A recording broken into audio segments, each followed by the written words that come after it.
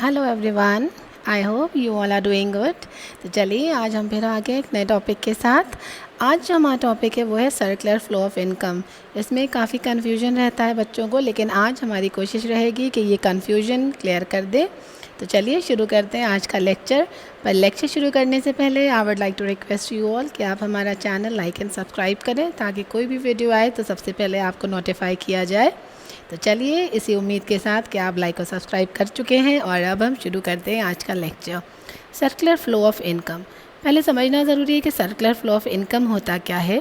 Circular flow of income का मतलब होता है कि किस प्रकार से इकोनॉमी में इनकम फ़्लो कर रही है। तो ये जो इनकम फ़्लो कर रही है, कहाँ फ़्लो कर रही है? ये इनकम सेक्टर्स में फ़्लो कर रही है। 4 सेक्टर्स की बात की गई है। वो 4 सेक्टर्स हैं: house hold, firms, government and rest of the world. तो हम ये देखेंगे किस तरह से ये इनकम इन सारे सेक्टर्स में फ़्लो करती है। सर्कुलर फ्लो ऑफ इनकम का ऑब्जेक्टिव यही होता है कि ये पता करें कि how these sectors are interdependent on each other, यानी किस प्रकार से ये सारे सेक्टर्स एक दूसरे पर निर्भर हैं या एक दूसरे पर डिपेंडेंट हैं। तो पहले हम बात करेंगे 2 सेक्टर मॉडल, फिर उसके बाद 3 sector model and 4 sector model. तो यानी 3 सेक्टर मॉडल को लेकर बात की गई है। 3 जो मॉडल्स हैं वो है 2 sector, 3 sector and 4 sector model. तो आज हम शुरू करेंगे 2 सेक्टर मॉडल। तो 2 सेक्टर मॉडल में जिन 2 सेक्टर्स की बात हुई है वो है हाउस होल्ड और फर्म्स। 3 सेक्टर में बात हुई है house hold, firms and government. And 4 sector में बात हुई है house hold, firms, government and rest of the world. तो चलिए आज का लेक्चर शुरू करते हैं 2 सेक्टर मॉडल के साथ। 2 सेक्टर में 2 सेक्टर्स हैं, एक है हाउस होल्ड, एक है फर्म्स। हाउस होल्ड जो है वो रिफ्लेक्ट करता है कंज्यूमर को, एंड फर्म्स जो है वो रिफ्लेक्ट करता है प्रोड्यूसर्स को। तो आज हम देखेंगे किस प्रकार से फर्म्स और हाउस होल्ड एक दूसरे पे डिपेंडेंट है, यानी किस तरह से दोनों इंटरकनेक्टेड हैं, कंज्यूमर और प्रोड्यूसर।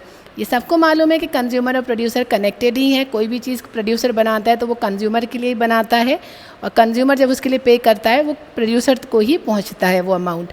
तो आज इसी को एक डायग्राम के थ्रू समझना होगा, जो डायग्राम है सर्कुलर फ्लो ऑफ इनकम का। ये डायग्राम जो आपके सामने है, इसमें 2 सेक्टर्स दिख रहे हैं। हाउस होल्ड जो कंज्यूमर को रिफ्लेक्ट करता है, उनको रिप्रेजेंट करता है, और फर्म्स जो प्रोड्यूसर को डिफाइन करती हैं। इसमें क्या हुआ कि हाउस होल्ड से, यानी हाउस होल्ड से फर्म्स में गए लेबर, जो किस लिए गए? वो फैक्टर सर्विसेज देने के लिए, यानी वो फैक्टर ऑफ प्रोडक्शन है, कोई सर्विस देंगे तो वो फैक्टर सर्विस कही जाती है। तो हाउस होल्ड से लेबर निकले जो गए कहाँ पे? फर्म्स में। तो ये एरो किसकी तरफ है? फर्म्स की तरफ, क्योंकि ये फैक्टर सर्विसेज कौन रिसीव कर रहा है? ये फर्म्स रिसीव कर रहा है। तो जब ये लेबर फर्म्स पहुँचे तो वहाँ पे इन्हें गुड्स और सर्विसेज प्रोड्यूस करना थी, तो उसके प्रोडक्शन के लिए गुड्स एंड सर्विसेज बनाई गई। तो ये फर्म से गुड्स एंड सर्विसेज बनी, और ये कहाँ पहुँची? ये गुड्स एंड सर्विसेज पहुँची हाउस होल्ड तक, यानी रिसीव करेगा हाउस होल्ड। तो एरो हो गया हाउस होल्ड की तरफ।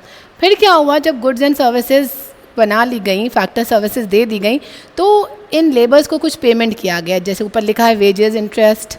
तो उसकी जगह उसे कहा जाता है फैक्टर पेमेंट, यानी उन फैक्टर ऑफ प्रोडक्शन को जो पेमेंट किया जाता है उसे फैक्टर पेमेंट कहा जाता है। तो उन सर्विसेज के लिए, फैक्टर सर्विसेज के लिए लेबर्स को फैक्टर पेमेंट किया गया। किसने किया? फर्म्स ने किया। तो एरो जो है वो हाउस होल्ड की तरफ है, जो रिसीव करता है एरो उसकी तरफ होता है। फिर गुड्स एंड सर्विसेज बन गए थे, किसके लिए बने थे? कंज्यूमर के लिए, हाउस होल्ड के लिए। अब क्या? उनको परचेज़ करने के लिए कंज्यूमर ने कुछ पेमेंट किया, जिसे कहा जाता है कंजम्पशन एक्सपेंडिचर, यानी कंज्यूम करने के लिए जो पेमेंट किया गया फॉर गुड्स एंड सर्विसेज, वो हाउस होल्ड ने किया। तो रिसीव किसने किया? फर्म्स ने। तो एरो जो है वो फर्म्स की तरफ है। तो ये है दोनों का रिलेशनशिप, और यही है बस आपका 2 सेक्टर मॉडल, जिसे बहुत ज़्यादा कन्फ्यूजन होता है, बहुत ज़्यादा कन्फ्यूज़ हो जाते हैं बुक में पढ़ के। लेकिन सिंप्लीफाइड फॉर्म में यही है कि हाउस होल्ड से लेबर गया फर्म में, वहाँ जाके उसने गुड्स एंड सर्विसेज बनाई, जिसके लिए उसको पेमेंट किया गया, और वो पेमेंट करने के बाद वो गुड्स एंड सर्विसेज कंज्यूमर ने ख़रीद लिए। आई होप आज ये कंसेप्ट 2 सेक्टर मॉडल का समझ में आया होगा। ये बेहद आसान है, बस समझने की देर है। इसी सीरीज़ में हम अगले 2 मॉडल्स भी लेकर आएंगे, 3 सेक्टर और 4 सेक्टर।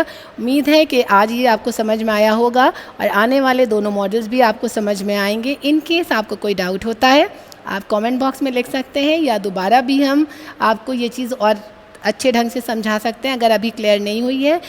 उसके अलावा आपको ये करना है कि एक बार आप इसे दोबारा सुनिएगा, एक बार सुनने के बाद दोबारा फिर से सुनिएगा, ताकि कोई और डाउट्स हो तो क्लियर हो जाए।